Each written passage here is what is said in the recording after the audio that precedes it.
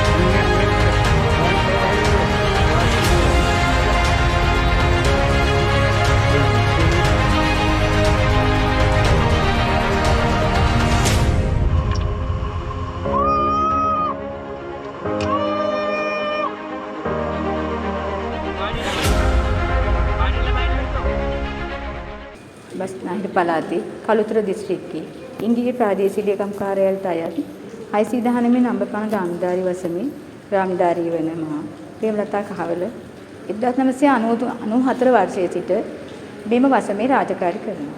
පරිතුට කියන්නේ ඊ타ත්ම ලක්ෂණ. ඊ타ත්ම ලස්සනයි සුන්දර පරිසරය. ඒ පරිසරය අපි ඊ타ත්ම ආදරයෙන් රැකගත්තොත් අපේ අනාගත පරපුරට පුළුවන් මේ සුන්දරත්වය රැකගන්න. ඒක නිසා මම සියලු දෙනාගෙන් ඉල්ලා සිටිනවා මෙතෙන්ට එන්න, නාන්න, දියනානය කරන්න, ඇවිල්ලා තමන්ගේ මේ අපේ පරිසරය රැක ගන්න ඕනේ. තමන් මොන හරි පොලිතින් වර්ගයක් හෝ ගේනවා නම්, ප්ලාස්ටික් වර්ගයක් ගේනවා නම් ඒක නැවත ආපහු ගෙනියන්න. තමන්ගේ පාසල කුණු පමණක් මෙම ස්ථානයේ තබා තමන්ගේ අපරාධ සියලු දෙයක්ම ආපහු රැගෙන යන්න. ආදරයෙන් ඉල්ලා සිටිනවා සියලුම දෙනාගෙන් මෙම ස්ථානයට දියනානය සඳහා පැමිණෙන සියලු දෙනාගෙන්ම පරිසරයට ආදරය කරන්න. ඔබ ගේන සියලුම දේවල් නැවත ආපහු ගෙනියන්න. පරිසරය රැකගමු. සියලු දෙනාම එකතු වෙලා. සබහා ධර්මය ලෝකේ සමාජයේ මිනිසා අතර සම්බන්ධතාවය විශේෂයෙන්ම වැදගත් වෙන්නේ මනුෂ්‍ය වර්ගයාගේ පැවැත්මට වගේම අපේ අනාගතයේ අභිවෘද්ධිය වෙනුවෙන් වචනයක් හිස්තැනක් නොතිය කතා කරන්න පුළුවන් ලොකු දේවල් ගොඩක් තියෙනවා. මිනිසර ලැබිච්ච ලොකුම දායාදිය සබහාදහම. සබහාදහම තුල පැවැත්ම රඳාපවතින්නේ මනුෂ්‍ය වර්ගයාගේ සුරතිමයි. සබහාධර්මයේ අභිබවා යන නව තාක්ෂණය දියුණු වෙලා පැවතියත් නිර්මාණය වෙමින් පැවතුණත් සමහර අය ගොඩක් අදහස් දක්වනවා තාක්ෂණය දියුණු වෙනකොට පරිසරයට බලපෑම් ඇති කරනවා. නමුත් තාක්ෂණය දියුණුව සහ තරුණ පරම්පරාව කියන සාධක තුනම සමානුපාතිකව සහ විද්‍යානුකූලව ගලපා ගැනීම තුළින් මම හිතන්නේ තාක්ෂණ දියුණුවත් සබහා ධර්මයත් තරුණයත් නව දියුණුව කියන සාධක හැම සංකල්පයක්ම සමානුපාතික ගොඩනගා ගන්න පුළුවන් කමක් තියෙනවා. සමාජයේ තරුණ පරම්පරාව වර්තමානයේ සංචාරක ස්ථාන ගවේෂණය කරන්න, ට්‍රැවලින් සහ කඳු නැගීම් මේ සාධකයන්ට විශාල වශයෙන් නැඹුරුවක් දකින්න පුළුවන් කමක් තියෙනවා. නමුත් මම කියන්නේ මේ හැම සාධකයක් සඳහාම තාරුණ්‍ය තුලින් නව විවිධීමක් තියෙන වගේම මේ හැම තැනකදීම තියෙන්න ඕනේ සමාජයේ ආකල්පික වශයෙන් දියුණුවක් සහ සදාචාරාත්මක ගුණාංගයක් තියෙන්න ඕනේ. සබහා ධර්මය තුල සහ ඒවා රැකගැනීමේ අරමුණ සහ නව පරම්පරාවට අනාගතයට දායාද කිරීමේ මහඟු කාර්යය තමන් සතු බව පළමුවම සිතා ගන්න ඕනේ. සංචාරය කරන්න, දැක ගන්න, නරඹන්න අනාගත ලෝකයටත් අනාගත පරපුරටත් දායාද කරන්න යුතුයකමක් විදියට සලකලා හැමදේම කරන්න. ස්තුතියි.